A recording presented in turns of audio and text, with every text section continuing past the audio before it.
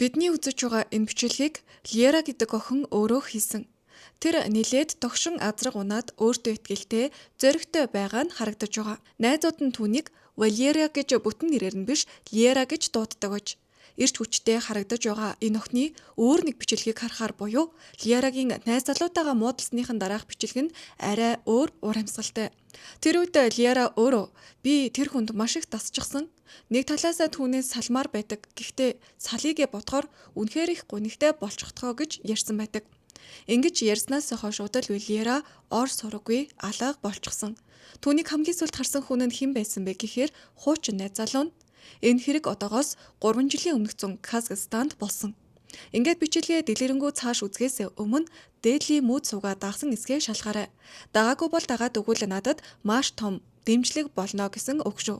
Бас би ер нь хэргийн тухай ярихдаа их дэлгэрэнгүй ярьдаг болохоор урт бичлэг сонсох дургүй хүмүүст бол жаахан тохиромжгүй байх гэдгийг эртхэн сануулъя.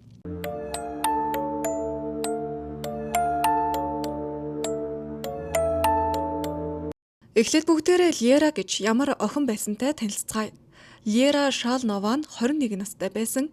Казахстаны Актау хотод амьдардаг гэж.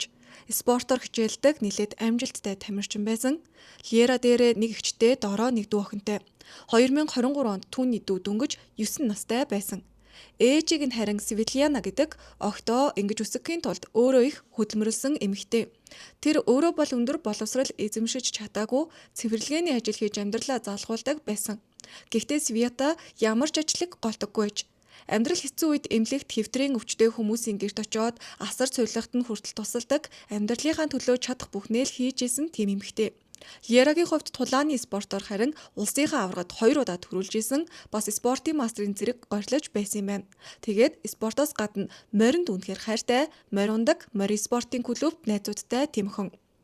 Ингээд 2023 оны 7 дугаар сарын 1-ний орой Лера морь спортын клуб дээр найзуудтайгаа уулзахаар очсон юм байна. Тэр орой бол ер нь ямар нэг онцгой зүйл болсон шинжгүй, харин маргааш өглөө ээж нь охиноосоо нэг мессеж авсан. Ээжээ, намайг муухай ажиллаж байсан ч уучлаарай. Өөрийгөө сайн бодоорой. Би таньда хайртай шүү гэсэн мессеж. Ээж нь тэр мессежийг уншаад нэг их юм бодоогүй. Лера, чи тоглоод байгаа мó? Өглөө 9 цагаас тэмцээнтэй бидтэй хурдан бэлдэх хэрэгтэй шүү гэж хариу бичсэн юм байна. Ээж нь тэр үедээ охинд нь ямар нэг зүйл болсныг огт мэдээгүй. Тэр өдөр 7 дугаар сарын 2-нд Лера өглөөний 9 цагт болоход тэмцээнд шүүгчээр ажиллах ёстой гэж. Тийм болохоор ээж нь охиноо удахгүй босоод бэлдээд тэмцээн рүүгээ явна л гэж бодсон. Гэтэл Лера тэмцээнд очиагүй, ээж нь эхлээд нэг их сэжигч аваагүй, цаг өнгөрөөд ирэхээр харин гайхаж эхэлсэн байгаа. Тэгээд удалгүй Лерагийн эгч нь ээж рүүгээ залгаад ээж тань руу Лера ямар нэг юм бичсэн үү гэж асуусан. Ээж нь тиймээ нэг ойлгомжгүй мессеж ирсэн гэхэд эгч нь бас надад бас тиймэрхүү мессеж ирсэн гэж ярилцаж. Ингээд ээж нь Лера руу шууд залгаж үзсэн байдаг. Гэхдээ тэр утсаа аваагүй. Дахиад залгасан ч хариу байгаагүй. Тэгээд бүр удалгүй утас нь холбогдох боломжгүй болчихсон. Энэ үед л ээж нь нэг юм буруу босныг мэдэрч эхэлсэн. Яагаад тэгэхээр Лера утсаа унтраадаг хүн биш вэ? Түүнтэй уцаар холбогдох боломжгүй болох нь ерөөсөө хэвийн зүйл биш. Тэмч болохоор ээж нь сандраад яагаад утас нь унтарчих вэ? Юу болсон юм бол? Сүлжээ байхгүй байгаа юм болов уу? Эсвэл өөр зүр болчих уу гэд дахин залгаж үзсэн байдаг.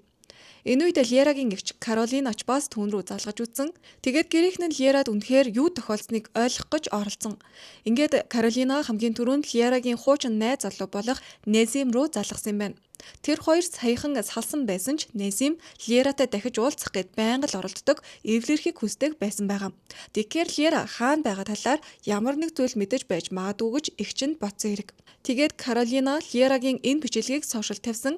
Учир нь одоо энэ асуудлыг зүгээр гэр бүлийн хэмжээнд байгаад байх биш, хүмүүсийн анхаарлыг татах хэрэгтэй гэдгийг ойлгосон учраас оруулсан. Харин Назимтэй ярьсан яриа нь бас нэг тийм сонин.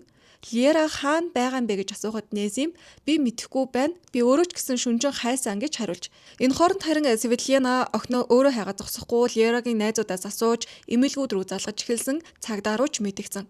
Бүр сүүлдээ үнэхээр аргаа бараад морг руу хүртэл залгаж асуусан байгаа. Гэхдээ Лера хаанч байгаагүй. Тэгээд өдөр 12 цагийн үед Незим ээж рүү дахиад залгасан. Света сайн байна уу? Лера гэртээ очсон уу гэж асуусан. Ээж нь харин Лера гэртээ ирээгүй санаа зовниж байгаагаа хэлэхэд Назим Лера бит хоёр өчигдөр уулзсан л да. Жаахан муудалцсан. Тэгээд одоо би ч бас түүнийг олж чадахгүй л байна. Хэрвээ ямар нэг тусламж хэрэгтэй бол та над руу залгаарай. Би чадах бүхнээрээ туслана гэж хэлсэн. Гэхдээ Светлана түүнд надад чиний тусламж хэрэггүй гэж хэлээд утсаа дасалжгаж. Гэхдээ удалгүй хаалаа догшиж нэг цагтаа гэрт нь орж ирсэн байдаг. Светлана цагдаа хараад шууд надад охинд маань ямар нэг муу зүйл тохиолдсон гэж битгий хэлээрэ гэж хэлж. Тэгээд гэрт байсан нөхөр нь яад ингэж их санаа зовоод байгаа юм бэ? Бүх зүйл зүгээр байхаа гэж хэлсэн байгаа. Гэхдээ Света тэр үед аль хэдийн тайвширч чадхааргүй болтлоо. Охиндоо санаа зовниж байсан нь тодорхой. Тэр өрөөндөө нааш заршалгаад цонхоо хүртэл онгойлгож байн байгараад эргэн тойрноо л хараад охиноо хүлээж өгч. Удалгүй гэрийнх нь гадаа бүр 15 гаруй бараг 20 орчим цагдаа цугларсан гэдэг. Тэд Светланагийн нөхрийг тойроод зогсчихсон хоорондоо ямар нэг юм ярилцаж байсан. Светлана тэр үеийг ярихдаа нөхрийнхөө харцыг хизээж мартдаггүй гэж хэлсэн байдаг. Нөхөр нь түүн рүү алхаж ирээд юу ч хэлж чадахгүй хэсэг зогсож байснаа. Гэнэт түүнийг чанга тэрврээд би өөрийн нүдээр харахаас нааш итгэхгүй гэж хэлсэн байна. Светланад тэр үед ямар байхыг төсөөлөд чицүү удалгүй тэдний хамгийн айж байсан зүйл үнэн болох нь тодорхойлсон. Тэр өглөө Актаугийн нэг загасчин сувг руу загасчлахаар очиод загас байгаа хэсгийг шалгаад цааш явж байтал усны ойролцоо хувцас цүнх зэрэг зүйлс харагдсан байна. Эхлээд нэг их тоогоогүй ч ойртоод хартал усан дотор хүний зогцоос хөвж байж. Тэр загасчин цагдаа нарыг хүлээж байхдаа хүртэл болсон зүйлийг бичлэг хийж авсан байсан. Ингээд удалгүй усан дотор байсан хүн Лера болох нь тогтоогдсон. Тэр үед Лера зөвхөн дотуур хувцастайгаа үсээ задгаа тавьсан байдалтай эрэгт ойрхон усанд доошоо харсан чигээрээ байсан гэдэг. Яг тухайн үеийн зургийг бол үзүүлэх боломжгүй. YouTube ер нь хүний амиа хорлсон эсвэл амиа алдсан үеийн зургийг харуулж болдоггүй мөлий. Хамгийн сонин нь цагдаа нар Лерагийн өхлийг эхэндээ нэг их сэжигтэй гэж үзээгүй байгаа. Учир нь гэрээхэндээ үлдээсэн сүүлчийн мессежүүдээс нь болоод тэгэхээр цагдаа нар үнийг салах ёсны мессеж байсан болов уу эсвэл усан тусалсан байж магадгүй гэж эхэндээ үзсэн. Гэхдээ Лерагийн ээж Светлана үүнийг сонсоод мэдээж огтгдгээгүй. Түүний толгойд ганцхан асуулт эргэлдэж байсан нь Лера тийшээ яаж очсон юм бол яагаад заавал тэр газар яагаад ганцаараа тэгээд хамгийн гол нь яагаад усанд тийм байдалтай орчихсон юм бол. Светлана өөрөө охиноо ус руу орохыг байнга хоригддог байсан гэж ярьдаг. Ялангуяа шөнийн цагаар Лера тэр газар ганцаараа очиод усанд сэлэх хүн огт биш. Тэгээд Лера усанд сайн сэлдэг байсан юм байна. Тэгэхээр усанд орж байгаад осолцсон гэдэг тайлбар ээжд нь нэг л тохирохгүй шууд л байж боломгүй санагдсан. Тиймээс ч өөр хэн нэгэн түүнийг тийшээ аваачсан юм биш үсттэй гэсэн бодол төрсөн. Ингээд Лерагийн гэр бүлийнхэн мөрдөн шалгах баг дээр дутагдсан. Тэгээд Лера хинтээ хамгийн их харилцдаг байсан найз залуутай байсан эсгийг тодруулсан. Ээж нь охиноо найз залуутай байсан гэхдээ тэд саяхан салсан гэдгийг хэлсэн. Мөрдөвчөд ингээд Назимийн талаар асуух үед Светлана Назимыг Лерагийн үхэлтэй холбоотой гэж бодог байгаа. Тэр бүр Назимийн талаар тухайн үед нэг их ярихыг ч хүсээгүй. Гэтэл мөрдөн байцаалд хэдэн цаг үргэлжилсэний дараа тэднийг түр гаргаж байх үед Светлана гадаа гарч ирэхэд Назимыг цагдаа нар гавлаад авч явж байхыг нь харсан. Светлана юу болоод байгааг огт ойлгоогүй. Яагаад түүнийг гавалжчихсан байгаа юм? Яагаад гэд нөхрөөгөөсөө гайхаад асуусан гэдэг. Назим толгоогоо гудаалгачихсан юу ч хэлэлгүй тэдний хажуугаар өнгөрөөд явсан юм байна. Өглөө нь охиноо хаана байгааг мэдэхгүй сандарч явсан ээж хийдхэн цагийн дараа охиных нь хуучин найз залууг гавтай явж байхыг харж байгаа нь тэр.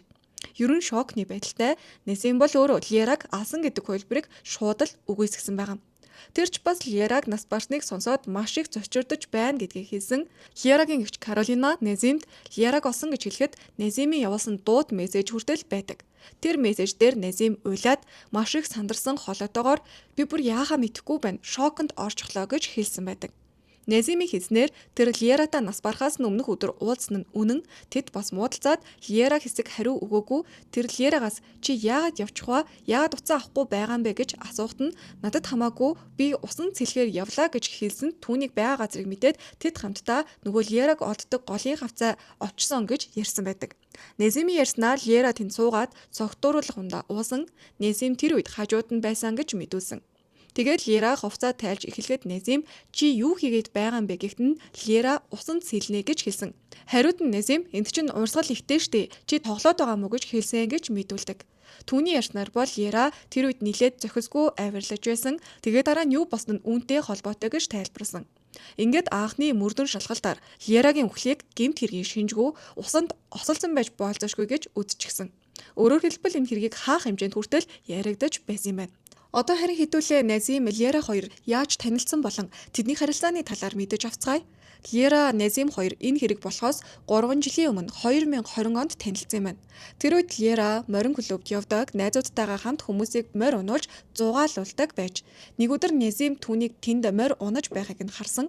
Лера тэр үед 18 орчим настай цэцэг цэврүүшгэл үзэсгэлэнтэй охин байсан болохоор Назимийн анхаарлыг шууд татсан нь ойлгомжтой. Гэхдээ Лерагийн хувьд анхандаа Назимыг нэг их сонирхоогүй юм байна лээ. Назим бол бууж өгөөгүй харин байнга л морин клуб дээр нь очдог болсон. Хоёулаа морь унаад явъя, хамт хааныг тийшээ явъя гэд Лераг дагаад л эргэн тойронд нь бүртэлцчихдэг. Тэр үед Назим Лерагаас 9 насаар ах байсан. Автомеханикаар ажилладаг, ер нь Лерагийн ертөнцөөс нэлээд өөр хүн байж. Лера бол харин их сургуульд сурдаг, спортоор хичээлдэг, морь ундаг, өөрийн гэсэн зорилготой охин. Харин Назимийн амьдрал түүнээс нэлээд өөр. Лерагийн ээж охиноо их ирээдүйтэй хүүхэд байсан гэж ярьдаг. Тэр Актау хотын нэр хүндтэй их сургуульд суралцдаг, усаас тэтгэлэг хүртэл авч чадсан. Хичээлдэж спортоороо ч амжилттай. Тулааны спортоор улсынхаа аврагт 2 удаа төрүүлж, олон улсын тэмцээнүүдэд медаль авч байсан амжилттай охин. Ийм ширүүн спортын төлөөр хичээлдэг хэрнээ Лера өөрөө их эмэгтэйлэг царай зүс сайтай, ер нь гаднаасаа бол модель шиг төрхтэй охин байж. Удалгүй Лера Назимыг ээжтэйгээ танилцуулсан юм байна. Ээж нь тэр үеэд дурсахдаа би тэр үед гэртээ угаалгын машинд хувцас хийгэж орхиод гадаа ажиллаа хийгээд байж байсан. Тэгсэн Лера над дээр ирээд ээжээ энэ бол Назим гэж танилцуулахад нь би халтгаан хараад өө сайн уу гэж мэндэлсэн гэж хэлдэг. Тэр үед Назим түүнд нэг их таалагдаагүй, тиймч болохоор ер нь хараад тийм тухтай санагдахгүй хүн байдаг та. Яг тийм санагдаж байсан тухайга дараа нь ээж нь дурсдаг. Лерагийн хувьд харин тэр цагаас хойш ээжтэй Назимийн талаар байнга сайн зүйлсийг ярьдаг болсон юм байна. Ээжээ тэр их сайн хүн надад тийм юм дээр тус болсон, энийг ч хийж өгсөн, та уулзаад үзэлтэй л гэд ятгаад байж. Тэгээд ээж нь за яг охинд маань таалагдаж байгаа юм бол уулзаад үзье гэж бодсон байгаа. Удалгүй Назим гэртэн дахиж ирээд Светлянатай арай дэлгэрэнгүй ярилцсан байдаг. Тэгээд уулзсныхаа дараа охин нь ээжээсээ танд таалагдсан уу гэхтэн Света би сайн мэдэхгүй байна. Чамд өөрт чинь таалагдаж байгаа мó гэхэд Лера тийм таалагдаж байгаа гэсэн болохоор тэгвэл боллоо. Хамгийн гол нь чамааг л гомдоохгүй, чамд муу зүйл хийхгүй байгаасай л гэж ээж нь хүсэж байна гэж хэлж байж. Лерагийн эгч Каролина, наагц эгч Имен Казахстаны Шимкент хотод амьдардаг байсан юм байна. Лера Назимыг тэдэнтэйгэж заавал танилцуулахыг хүссэн байгаа. Ингээд харахаар Лера өөрөө Назимд их итгэжсэн, тиймдээж эргэн тойрны дотны хүмүүстэй бүгдэнд нь л харуулмаар, уулзуулмаар санагдаад байж. Шимкентэнд очиод гэр бүлийнхээ бусад хүмүүстэй уулзсны дараа Лерагийн бодож байснаас огт үрзүүл болсон. Эгч нь уулзсныхаа дараа Лерад шууд Лера энэ хүнийг дахиж энд битгий авчир. Манай гэр бүл тохирох хүн биш байна. Чи өөрийнхөө хүссэн хүнийг олж чадна. Чи аз жаргалтай, гэр бүлтэй болно, хүүхэдтэй ч болно. Харин энэ хүн бол ердөөсөө биш шүү. Чи хаанаас ийм аимшигын гэмт хэрэгтэн шиг царайтай хүнийг олоод ирсэн юм бэ гэж хэлсэн байдаг. Мэдээч Лера ингэж хэлсэнд нь гомдчихсон, мөн түүний имиж Назимыг таашаагүй. Ингээд Лерагийн хувьд нэг талаас өөрийнх нь дурласан хүн, нөгөө талаас гэр бүлийнхнийх нь эсэргүүцэл тулгарч. Гэрийнх нь бүгд эсэргүүцэд эхлэхээр Лера бүрч их гомдоод намайг л ойлгохгүй байна гэж бодсон байх. Ер нь хүнд дурлжсан үедээ ойр дотны хүмүүсийнхээ анхааруулгыг сонсох хэцүү болчихдог. Ялангуяа 16, 17 эсвэл 20, 21 гээд залуу наснда бүр эсэргээрээ өөрийнхөөрөө хүлээж авдаг. Бид зөв сонголт хийсэн гэдгээ та нарт харуулна гэд боддог ч юм уу, бүр нөгөө хүнтэйгээ зууралдаад байдаг тийм тохиолдлууд амьдрал дээр байдаг. Лерагийн хувьд яг ийм зүйл болсон байж магадгүй. Гэхдээ энд нэг зүйлийг тодруулж хэлэх хэрэгтэй. Назим өмнө нь гэмт хэрэг үйлдэж байсан эсвэл яаш шийтгэлтэй хүн бол байгаагүй. Гэр бүлийнхэнд нь таалагдаагүй гол зүйл нь түүний зам байдал, харилцааны хэв маяг, бүдүүлэг дүү яриа, ерөнхий төрх нь байсан юм байна. Лерагийн хувьд бол тэр бүхнийг үл тоогоод харилцаагаа үргэлжлүүлчихсэн. Өдөр хоног өнгөрөх тусам харилцаа агснаас хойш нэг зүйл аажмаар өөрчлөгдөж эхэлсэн. Назим Лераг зүгээр нэг хайрлаа зогсохгүй түүний амьдралд улам их оролцож юу хийхийг нь хүртэл зааж эхэлсэн юм байна. За ингээд хэргийн дараах руу буцвал Назимыг баривчилсны дараа тэр болсон явдлын талаар хид хідэн өөр хувилбарыг ярьсан байдаг. Гэхдээ бүгд л 2023 оны 7 дугаар сарын 1-ний оройноос эхэлсэн. Тэр орой Лера гэрээсээ гарсан Назим түүнийг хүлээгээд машинтайгаа оччихсон байсан гэж Назим мэдүүлдэг. Тэр хоёр саяхан салсан байсан ч Назим Лераг зүгээр орхиогүй араас нь яваад буцаад нийлээчтэйгээд ятгаад байсан. Тэгэд орой 8 цаг 30 минутын орчимд Назим Лерагийн гэрийн гадаа ирээд хүлээж байсан юм байна. Лера нохоогоо дагуулад гэрээсээ гарч ирээд 10 орчим минут салхилуулсан. Назимийн хэлснээр бол тэр Лераг хараад машинаасаа гарч ирээд за хоёулаа ярилцъя, машинд суу. Чи хаашаач явах байсан хүргээд өгөө гэж хэлсэн юм байна. Гэхдээ Лера машин суугаагүй. Тэгэхээр Назим араас нь дагаж эхэлж дахин машинтаа суухыг ятгсан. Чамайг найз нөхөд дээр чинь хүргээд үгүй зүгээр л ярилцъя л да гэд ятгаад байсан. Гэхдээ Лера зөвшөөрөөгүй. Тэгээд Назим машинаасаа буугаад Лератай хамт эрэг рүү явсан гэсэн хувилбарыг ярьсан. Тэнд Лера найзуудтайгаа уулзаж хэсэг ярилцсан. Дараа нь Лера ээжийнхээ ажилдаг кафе руу очих ёстой байсан. Тэр орой Лера ээжтэй би таныг орлоод ажиллахыг кафе хаасны дараа цэвэрлэгийг би хийчихье гэд амласан байж. Лера хаяа ээждээ ажиллаг хийж дуусгасан тухайга бичлэгээр хүртэл харуулдаг байсан юм байна. Тэгэхээр тэр орой Лерагийн хийхээр төлөвлөсөн зүйл нь тодорхой байсан. Гэхдээ кафе руу очихоос өмнө Назим түүнийг дахиад олоод оччихсон. Тэр хавьд замын хөдөлгөөний камер байсан. Камерын бичлэгт Лера зам хүндлэн гараад кафе руу явж байгаа нь харагддаг. Харин цаана нь цэнхэр машины цаадах камерын харагдахгүй хэсэгт Назимийн машин зогсож байж.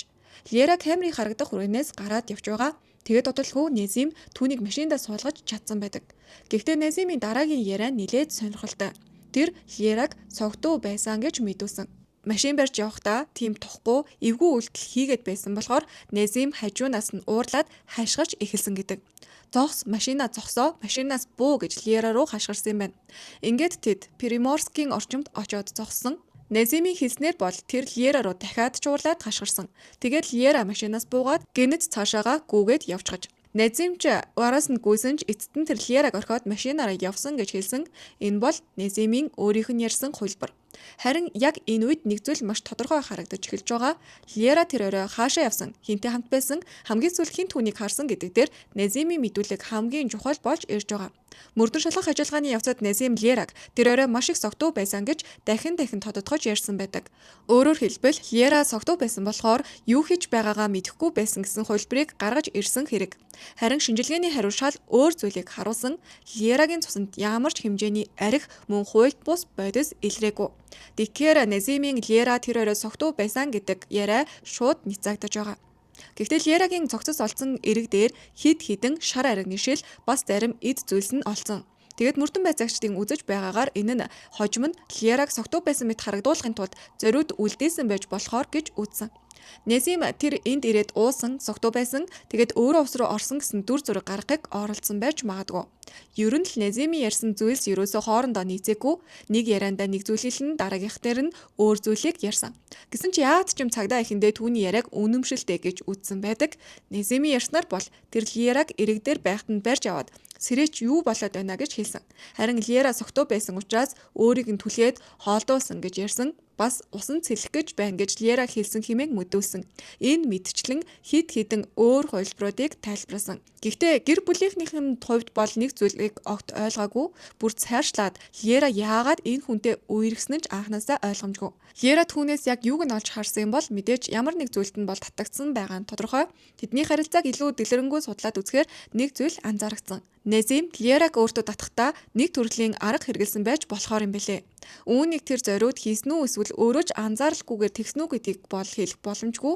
Өөрийнхөө царай зүс харизан боловсрол байр суурь амжилт гээд тиймэрхүү зүйлээрээ хүнд таалагдахгүй нөхцөлд зарим хүмүүс өөр арга хэрэгэлдэг штэ.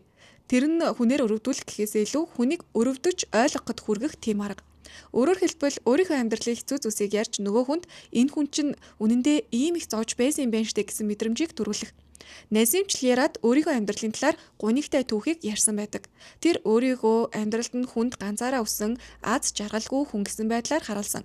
Ээж нь өөрийг нь орхиод өөр хүнтэй явчихсан, харин аав нь түүнийг ганцаараа өсгсөн гэж Назимийн ярьсан тэр түүхүүд Лерад ч нөлөөсөн баг.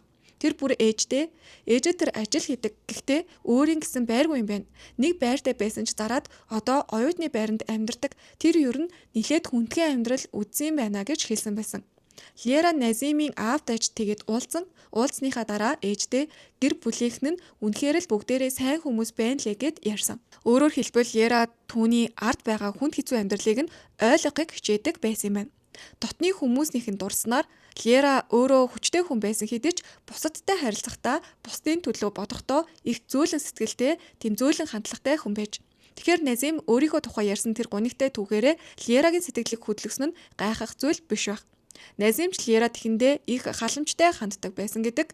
Хичээлд нь хүргэж өгнө, бэлтгэлд нь хүргэн, найзуудтайгаа уулзахад нь ч хүргэж өгнө. Лерагийн яриаг сонсно, хэрэгтэй үед нь дэмжинэ. Орой Лера найзуудтайгаа гадуур явж байвал Назим машинаараа хамт явж тэднийг зүгээр л хүлээгээд сууж байдаг. Тэднийг ярилцаад инээлдээд цагийг өнгөрөөж дуусгахыг нь хүлээдэг. Ингээд л аажмаар Назим Лерагийн амьдралын нэг хэсэг болж чадсан. Гэхдээ Назим Лераг дасгаж чадсныхаа дараа бол Лерагийн амьдралыг өөрийнхөө хүснээр зохицуулж эхэлсэн байсан. Лерагийн хувьд хамгийн чухал байсан зүйлс нь спорт, хичээл сургууль, найз нөхөд, ойр дотны хүмүүс нь байсан бол тэднэрээс нь аажмаар холдуулж эхэлсэн байгаа. Эхэндээ халамж гэж харагдаж байсан зүйл нь сүүлдээ хяналт болж хувирсан гэсэн үг.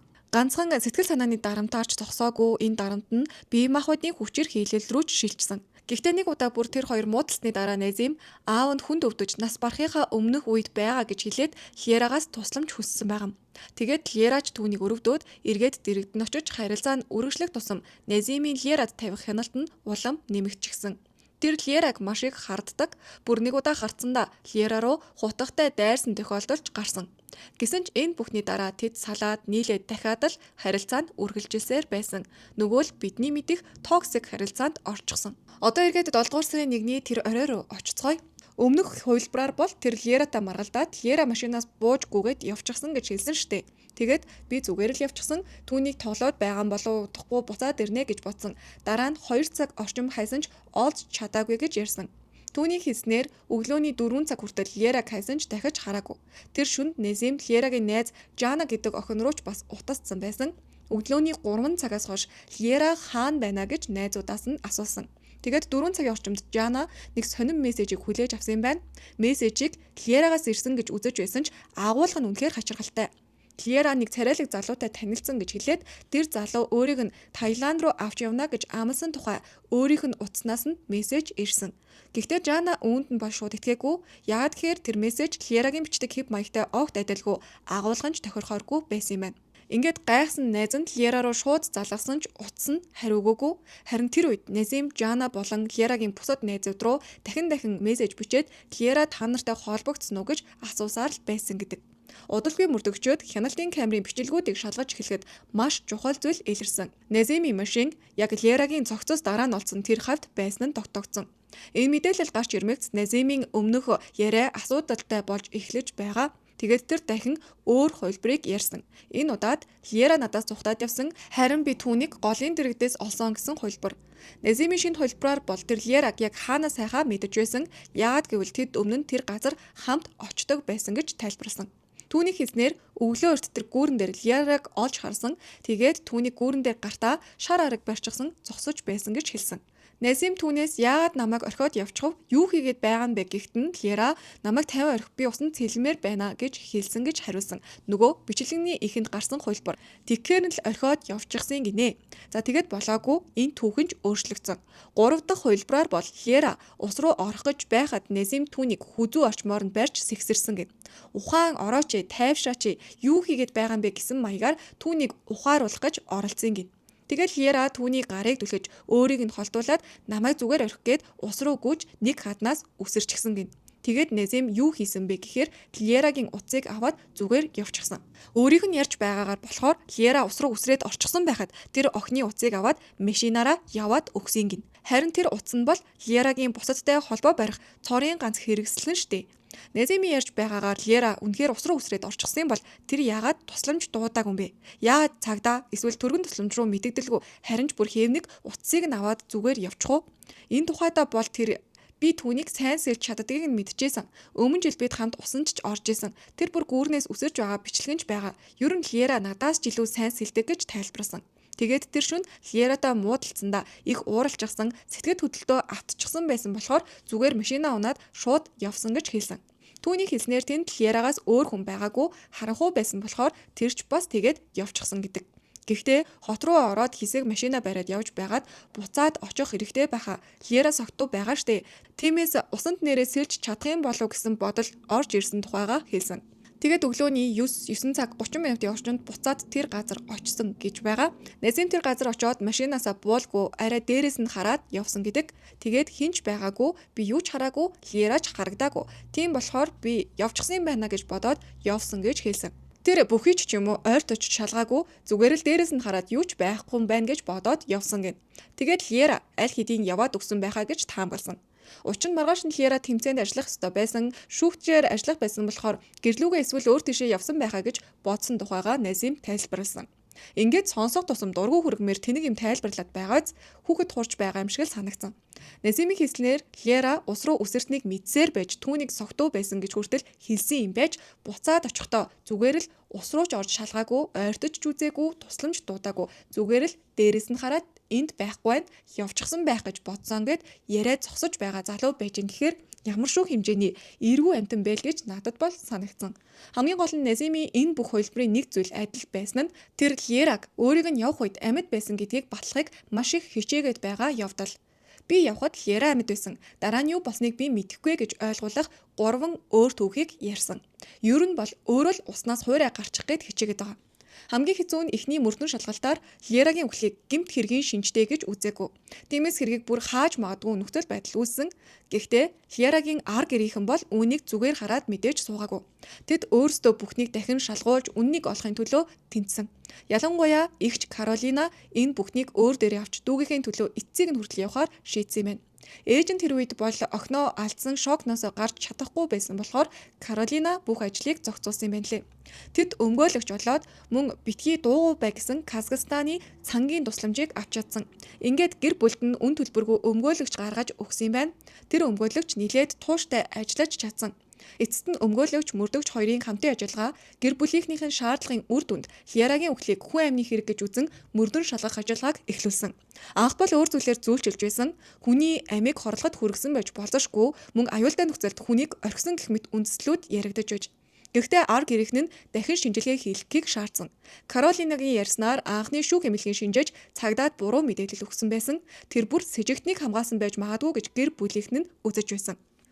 Анхны дүгнэлтээр Лерагийн биед хүч хэрэгэлсэн ямар ч шинж тэмдэг байхгүй гэж үзсэн байсан. Харин дахин хийсэн шинжилгээний хариу огт өөр зүйлийг харуулсан. Лерагийн биед зодуулсан, боомлуулсан шинж тэмдэг байсан. Мөн бүр бэлгийн хүчирхийллийн шинж тэмдэгч илэрсэн. Үхлийн шалтгааныг усанд живсний улмаас механик амьсгал боогцсон гэж тогтоосон. Энэ шин дүгнэлт гарсны дараа Назим өмнөх мэдүүлгээ буцаасан. Гэхдээ тэр өөрийгөө буруутай гэж хүлээн зөвшөөрөөгүй дараа нь шүүхтэр дахин мэдүүлэг өгсөн. Бас энд нэг зүйл бүр сүлд нийл босно нь Назим аль хэдийнэ өөр хүнтэй гэрэлсэн байсан юм байна лээ. Анхны эхнэрийнх нь нэр нь Валера гэдэг байсан. Эхнэр нь Назимыг өөр хүнтэй үерхэж байгааг мэдээд шууд салах өргөдлөө өгсөн байсан юм байна лээ.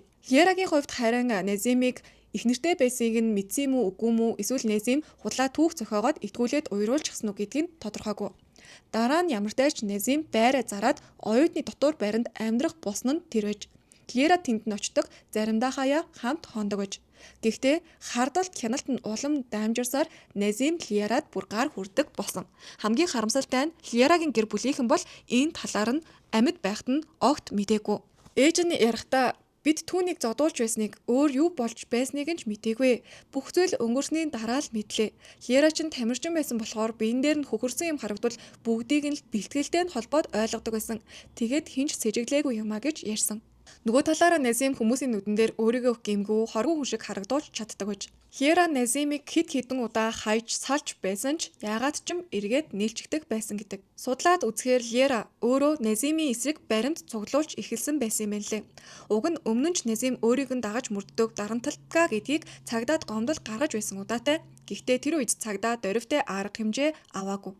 Тиймээс Лера энэ удаа илүү их баримттайгаар дахин гомдол гаргахаар бэлдэж байсан нь хожим нь тодорхойлсон. Тэр Назимийн дарамталж зодож хүч хэрэглэж байсныг батлах мессеж, видео, аудио бичлэгүүдийг нэг дор хадгалчихсан байсан.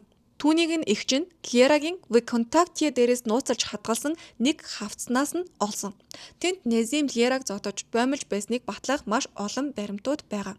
Хууль эрх зүйн шалтгаанаар тэр видео зургуудыг бол олон нийтэд үзүүлэх боломжгүй байсан юм байна. Тэр баримтууд дотор нь боомлуулсан мөр зодуулсны улмаас үүссэн хөхрөлт хамар нь хугарч цус гарсан байдалтай байгаа зураг гар дээр нь хүртэл гэмтлүүд нь олсон. Мөн мессежүүд нь ч тийм хүчирхийллийн байдалтай. Назим нэг удаа Лераг зодож боомлсныхоо дараа би хийсэн зүйлдээ харамсаж байна. Чамайг боомлсон гэж чи хэллээ. Тэгэхээр чи намайг мангас гэж бодох нь аргагүй. Би яагаад ингэснээ мэдэхгүй байна гэсэн утгатай мессеж бичсэн байсан. Мөн тэр хавтас мөрдөн шалгах ажиллагааны үеэр Назимийн эсрэг чухал нотлох баримт болж өгсөн. Тэнд Назим Лераг өөртөө захиргаадуулахын тулд хэрхэн улам бүр түрэмгий болж байсан нь бүхэлдээ харагдсан.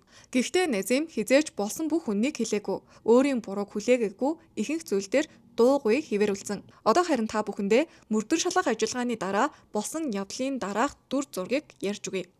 Тэр орой Лера Микоста гэдэг кафегаас гарч Назимийн машинд суусан байгаа. Тэд тэндээсээ шууд нөгөө сувг руу явсан. Энэ мэдээллийг гар утасны дуудлага болон холболтын мэдээлэл мөн баталсан. Мөрдөгчдийн таамаглаж байгаагаар Назим Лераг эхлээд өөр газар дагуулж очсон ч тэнд хяналтын камерууд ажиллаж байж. Харин цааш явхад камер бараг байгаагүй. Тэнд нь 2-3 жилийн өмнөөс барилгын ажил эхэлсэн ч одоо хүртэл дуусаагүй байсан юм байна. Ерөнхийдөө бараг зэлүүд газар шиг хяналтын камер бараг байхгүй, юу ч байхгүй, барилгын талбайл байсан гэсэн үг. Тиймээс Назим Лераг хүмүүсийн нүднээс далд газар руу авч явхад энэ хэсэг хамгийн тохиромжтой байсан баг. Машин нь тэр газарт дорхойж 20 минут зогсон нь тодорхой болсон. Тэр хугацаанд Назим Лера хоёр маргалцсан. Назим Лерагийн нүүрлөг хэд хэдэн удаа цогсон. Үүний улмаас Лерагийн хамран хугарч тухан язарсан шархтай болж биеийг нь олон хэсэгт зодуулсан улмөр үлдсэн. Светлана Назим тэр шөнө ганцаараа байгаагүй байж магадгүй ч гэж үздэг. Ээж нь хэлэхдээ надад нэг л тийм мэдрэмж төрсөн. Тэр ганцаараа байгаагүй бах. Яагаад гэхээр Лера ганцаараа байсан бол түүнийг эсэргүүцээд өөрийгөө хамгаалж чадхаар байсан. Олон хүн тэр чинь тулааны спортын тамирчин хүн бидтэй. Яагаад өөрийгөө хамгаалж чадаагүй юм болоо гэж асуудаг. Тиймээс л би түүнийг ганцаараа байгаагүй байхаа л гэж бододгоо гэж ярьсан байсан. Мөн шинжилгээний үеэр нэг биш бүр хэд хэдэн хүний ДНХ илэрсэн байна лээ. Лерагийн ДНХ-г хасвал өөр 3 хүний ДНХ. Өөрөөр хэлбэл нийт 4 хүний биологийн уулмөр Лерагийн бие дээрээс илэрсэн. Гэхдээ энэ асуудлыг цааш нь наривчлан шалгаагүй юм байна. Шинжээчид цусны бүлэг холилдох боломжтой гэх мэтээр тайлбар өгсөн ч Светлана бол би түүнийг тэр шөнө ганцаараа байгаагүй л гэж бодсоор байгаа гэсэн байр суурин дээрээ байдаг. Назим Лераг бэлгийн хүчирхийлэлд өртүүлсэн гэх мэдээлэл байгаа бөгөөд улмаар түүнийг боомлсон. Үйл явдал яг ямар дараалалаар өрнөснийг мөрдөн шалгалтаар бүрэн тогтоогоогүй байж болохыг их сурвалжууд онцолсон байгаа. Тэр 20 минутын дараа Назимийн машин Маякийн сувг руу чиглэн маш өндөр хурдтай хөдөлсөн юм байна лээ. Тэр хэдхэн минутын дотор сувг дээр оччихсон. Тэндээсээ цаашаа чулуурхаг замаар явсан. Светлана хадгалж үлдсэн Лерагийн хувцсыг харахад түүнийг тэр үед өөрөө явж чадахгүй байдалтай байсан байхаа гэж үздэг. Түүнийг олсон үедч хувцс нь яг л газраар чирүүлсэн юм шиг байдалтай байсан байна. Өмдний нэг шуум нь урагдчихсан. Магадгүй Назим Лераг хөлнөөс нь чирсэн байж магадгүй. Тэр газар нь эхлээд тэгшин дараа нь цаашлаад баг зэрэг налуу тэгээд хайрах чулуу ихтэй хэсэг байдгийм байна. Машинаар тэр хэсэг рүү очих боломжтой. Тэгээд налуу хэсгээс нь цаашаа газраар чирсээр аваачсан байхаа гэж үздэг. Дараа нь түүнийг бүрэн боомлж цогцыг нь усанд хаясан гэж үздэг. Ингэснээр урсгал түүнийг суугаар цааш аваад явчихсан хинч олохгүй гэж тэр найдсан баг. Гэхдээ шинжилгээний дүгнэлтээр Назим Лераг сувг руу хаях үед Лера амьд байсан нь тогтоогдсон. Учир нь түүний уушгинд ус илэрсэн. Өөрөөр хэлбэл Лера усанд орсныхоо дараа ухаан орсон ч өөрийгөө аврах ямар ч хүчгүй болсон байсан. Улмаар тэгээд усанд живж нас барсан. Назим Лераг усанд хаях үед түүнийг амьд байсныг мэдэж байсан байх ч магадлалтай. Бүр өглөөний 5 цаг үед Назим YouTube-ээс хүмүүс хэрхэн живж нас бардаг тухай бичлэгүүд хайж үзсэн гэх мэдээлэлж байгаа. Хэрэг тэр энэ хэрэгт огт холбоогүй байсан бол яагаад тэр үед ийм зүйл хайж үзэх шаардлагатай вэ? Дараа нь Назим Лерагийн гар утсыг авч хотын тойруу замаар явсан. Ингэснээр тэр хотод байсан мэт харагдах хуурамч сэжүүр буюу алибай бий болгохыг оролцсон гэж мөрдөн шалгагчид үздсэн байгаа. Тэгээд өглөөний 9 цагийн үед Лерагийн ээж болон эгчийн утсанд салах ёс гүйцэтгэж байгаа юм шиг загтлуудыг илгээж эхэлсэн. Тухайн үед Назим тэдний гэрийн оролцох хотын 6 дугаар дүүрэгт байсан нь тогтоогдсон. Тэндээсээ тэр Лерагийн ээж эгч хоёрлоо нь тийм мессежүүдийг илгээсэн. Харин хамгийн хачирхалтай нь энэ бүхнийг хийж байхдаа Назим өөрийн утсаараа хүн живж нас барах үед бид нь юу тохиолддог талаар мэдээллийгч давхар хайж ирсэн нь тогтоогдсон. Энэ хайлтууд нь түүний гар утасны хайлтын түүгээс нь ил болсон. Түүнчлэн Назим өөрийн утаснаас Лера руу дахин залгаад мессеж илгээсэн. Лера хаана байгаагаа хэлээж гуй Лера бүх зүйл чинь зүгээрөө хаана байна? Би үнэхээр санаа зовнож байна гэх мэт мессежүүд. Гаднаас нь харахад тэр Лераг сургаггүй босон санаа зовж түүнийг хайж байгаа юм шиг байсан ч яг үнэндээ бүгдийг нь өөрөө зохион байгуулж байсан. Тэгээд ч болоогүй Назим найзынхаа нэрээр Лерагаас ирсэн мэт хуурамч мессеж зохиогоод өөр нэг залуутай танилцсан өвөл Таиланд руу хамт явах гэж байгаа тухай мэдээллийг тараачихсан. Тэр нэг талаас Лераг хаа нэгтээ амьд явж байгаа мэт харагдуулахыг оролцсон, нөгөө талаас өөрийгөө түүнийг хайж байгаа хүн шиг харагдуулахыг хичээсэн. Тэр энэ бүхнийг Лерагийн амь насанд халтсан гэж сэжиглэгдэж байгаа газраас буцаж ирээд тэдний гэрийн ойролцоо байхдаа хийсэн. Харин эдгээр залим их нь эцэстээ бүтээгүй мөрдөн шалгах ажиллагаа 1 жил гаруй үргэлжилж Назим шүүх хүрэл эхлэх хүртэл болсон явдлын үнэн мөннийг ерөөсөө хэлээгүй. Гэр бүлийнхнийх нь ярьснаар шүүхийн ажиллагааны үеэр Назим хийсэн зүйлдээ гэмшсэн шинж огт үзүүлээгүй. Тэр Лерагийн гэр бүлийнхэнтэй харц тулгархаас зайлсхийж байсан. Заримдаа ахыхаа, заримдаа өмгөөлөгчийнхөө ард нуугдаж байж. Гэхдээ тэр зүгээр суугаагүй Назим шүүхийн танхимдаж өөрийнхөө зан авирыг өөрчлөөгүй их ихэмцэг дээрэнгүү хിവэрэ байсан гэдэг. Тэр бүр Лера болон түүний ээжийг нь доромжлоод ажил хийдэг эмэгтэйчүүд цаашлаад бүр биеэ үнэлэгчэд мэтэр гүтгэн буруутгаж байж. Лерагийн ээж түүний үгэнд хариу барихыг хүсэж байсан ч өөрийгөө барьсан гэдэг. Учир нь нэг л үг илүү хэлэхэд сэтгэл хөдлөлөө барьж дийлэлгүй шүүхийн танхимаас гаргагдаж магадгүй гэдгээ тэр мэдчихсэн. Шүүх хурал олон нийтэд хаалттай болсон учраас танхимд гадны хүн орох боломжгүй байсан юм байна лээ. Лерагийн гэр бүлийнхэн өмгөөлөгч, прокурор болон гэрчүүдийн хамтал оролцсон. Аз болоход тэдний өмгөөлөгч болон прокурор нөхцөл байдлыг ойлгоод ээжийнх нь өмнөөс хэргийг тууштай авч явж чадсан. Харин Назим бол буулт хийгээгүй. Тэр Лерагийн ээжийг бүр хамгийн муу ээж шиг л буруутгаж байсан. Удалгүй шүүхийн явцад Назим өмнөх мэдүүлгүүдээсээ дахиад л өөр нэг хувилбарыг ярьсан байгаа. Тэр бэлгийн харьцаанд харилцан зөвшөөрсөн байсан гэж мэдүүлсэн. Дараа нь тэд сувг руу очсон тухайга тэр ингэж тайлбарласан. Назимийн хэлснээр Лера бие засгаар гүүрний доогуур явсан. Хэсэг хугацаанд эргэж ирээгүй болохоор араас нь очоод шалгахтал тэр доош бууж очоод Лера хувцаа тайлчсан усанд сэлэх гэж байгаагаа хэлээд тэгээд тэд бэлгийн харилцаа хийсэн гэж ярьсан. Гэхдээ тэд буцаж маргалдаад Лера цаашаа явахт нь Назим яваад өгсөн гэсэн шүү юм яриад дахиад л өөр дээрээ бурууг аваагүй.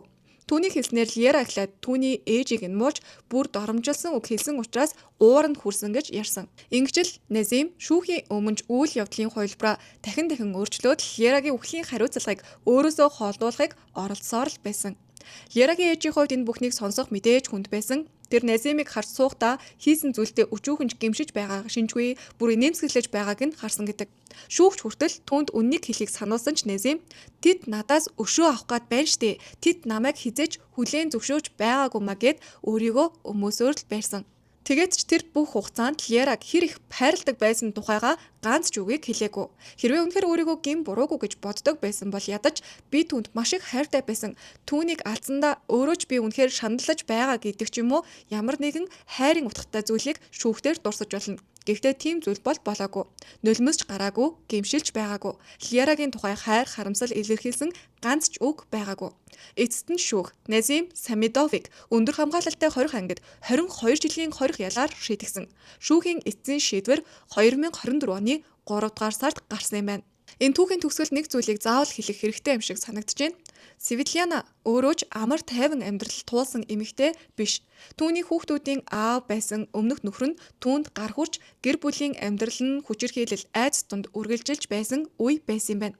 Гэхдээ тэр тэндээ үлдээгүй хүүхдүүдээ аваад босож огтоо өөрийн хүчээр өсгөж чадсан. Түүний олон жилийн хөдөлмөрөмж талаар өнгөрөөгүй том охин Каролина нь сургуулаа амжилттай төгсөөд эмчийн мэргэжил эзэмшсэн. Лера спорттой амжилт гаргаж 2 удаа авраг болж их сургуульд суралцсан.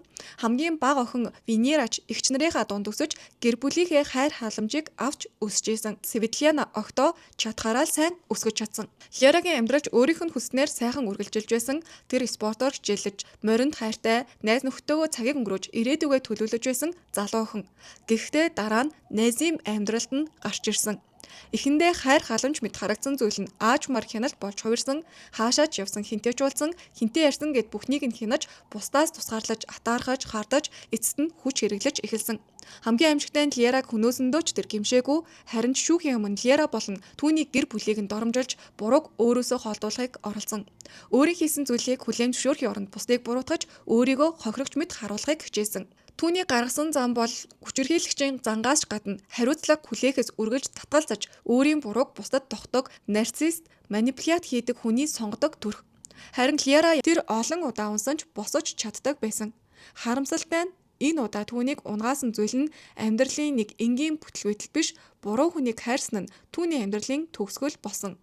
Лерагийн түүх бидэнд нэг маш хатуу зүйлийг сануулж байгаа. Хайр гэдэг нэрээр хэн нэгэн таныг хянаж, найз нөхдөөс нь тусгаарлаж, хаашаа явахыг чинь заагаад, уцыг чинь шалгаж, хардаж, сүрдүүлж эхлэж байгаа бол энэ бол хайр биш гэдгийг. Нэг удаа гар хүрсэн бол дахиж хизээж тийхгүй гэсэн амлалтанд нь битгий идэг. Уучлалт гуйж болно, цэцэг авчирч болно, өөрчлөгднө гэж ямар ч аргаар тангарлагж болно. Чамгүйгээр амьдрч чадахгүй гэж уйлжгүй. Гэхдээ хүчирхийлэл нэгэнд эхэлсэн бол дараагийн удаа бүрч ноцтой болж болно. Тиймээс нэг удаа гар хүрсэн бол салах хэрэгтэй, юу ч гэж гуйсан эргэж очих хэрэггүй. Учир нь заримдаа бидний хамгийн том алдаа бол хүнийг өөрчлөгднө гэж итгэж хүлээх байдаг. Мөн зарим хүнийг өөрчлөх нь таны үүрэг биш гэдгийг санаарай. Энд хүрээд өнөөдрийн бичлэг өндөрлөж байна. Та энэ хэргийн тухай ямар сэтгэлдээ байгаагаа хуваалцаарай. Мөн энэ хүртэл дуустал нь сонссон бол зүрхвэлдээж мэдэгдээрэй.